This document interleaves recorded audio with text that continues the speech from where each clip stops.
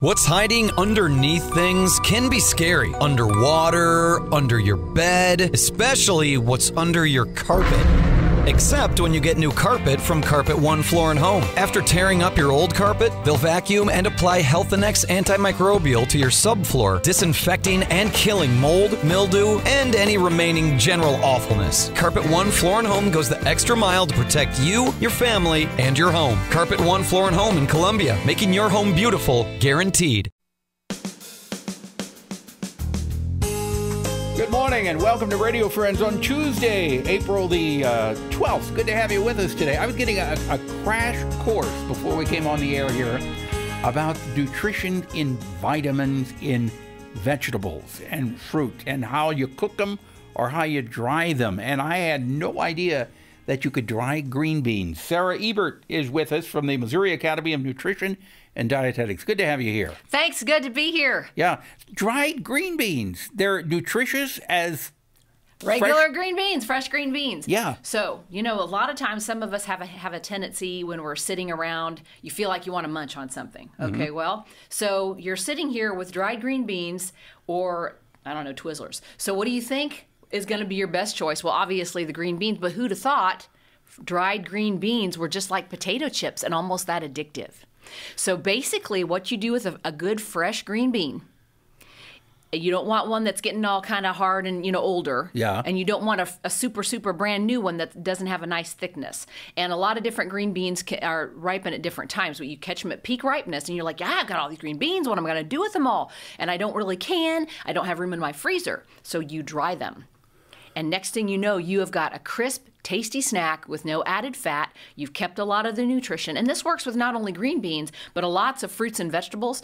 A lot of times we have a tendency to get excess produce, like when it's all ripe. Right, in the summertime. In the summertime, or even in the fall when things are ripe. And you get the best nutrition out of ripe fruits and vegetables, right? Yeah. So you can't, sometimes if you go to the food bank and there's a plethora of green beans or a plethora of anything, like green peppers, and you're like, you get it all home and you're like, I can't eat all this, and you don't want to throw it away. Okay, so how do you dry green beans? There's lots of different ways to do it. Now, the old days, they used to just sit them in the sunshine.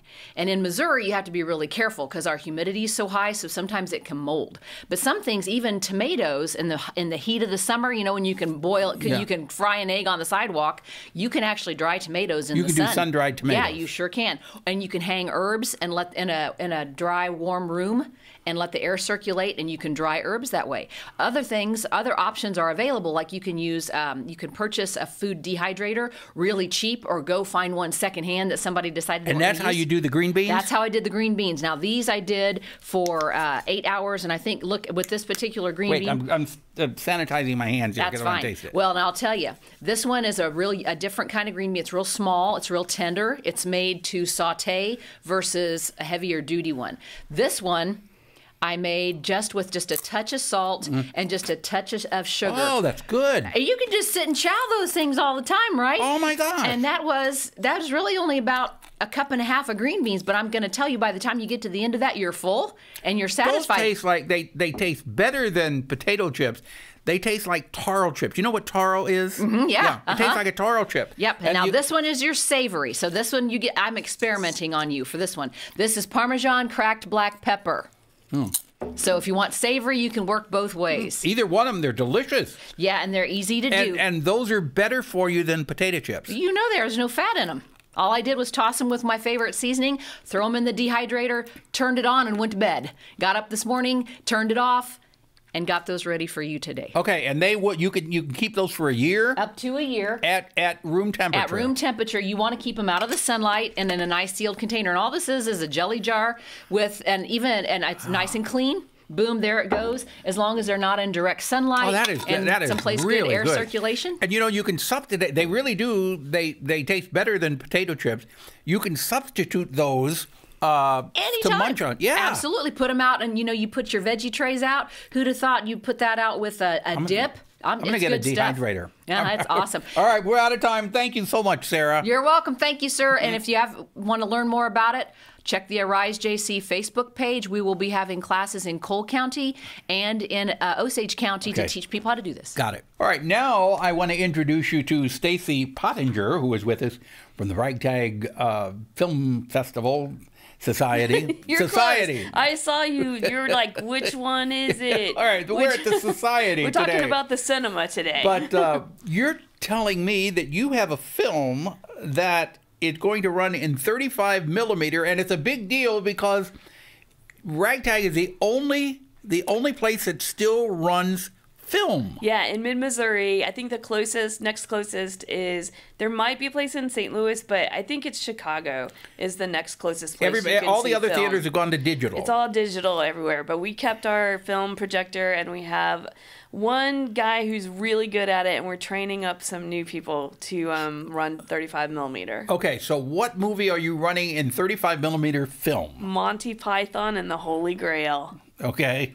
You can see me. I'm like exploding with excitement because I feel like this is the Gen X, like our it was so much fun. My group of friends went crazy for this, but I've never seen it in a theater with people. I've only watched it at home. So I am really excited to see it in its original. So when is this going to be? So it's going to start on Thursday. We have a screening. We have 4 screenings. So Thursday night, Saturday night, and then Sunday afternoon. Okay. Why did I skip Friday? Because we have another special thing happening on Friday. Oh, okay. So you asked a question and you answered it. What's the special thing on Friday? On Friday we have a film called Man with a Movie Camera, and it was commissioned by Joseph Stalin in 1929. It was a Russian propaganda film, but it was highlighting the strength and power of 3 Ukrainian cities.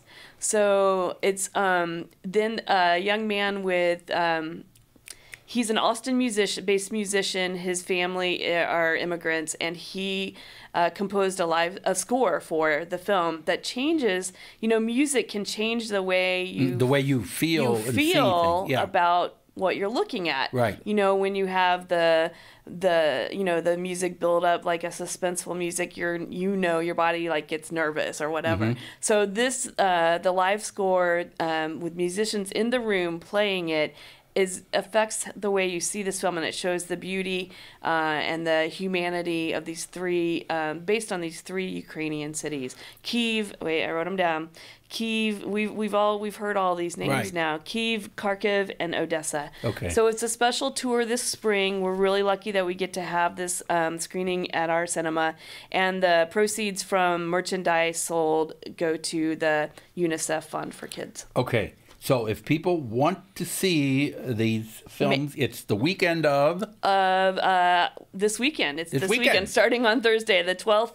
I think it's the 14th, 15th, and 16th. You're right. 17th. It is. Okay, because this is Tuesday, the 12th. Yes, so go to ragtagcinema.org, and you can, I would encourage you to get tickets ahead of time. Okay. Yeah. Ragtagcinema.org. You got it. All right, Stacie Pottinger, thank you so much for coming by. Thanks for having me. Always Continued success with everything that you're doing. Thank you. Okay? Something you'd like to hear or see, I'd love to hear from you. Just drop me an email, pepperp@missouri.edu. Bye-bye.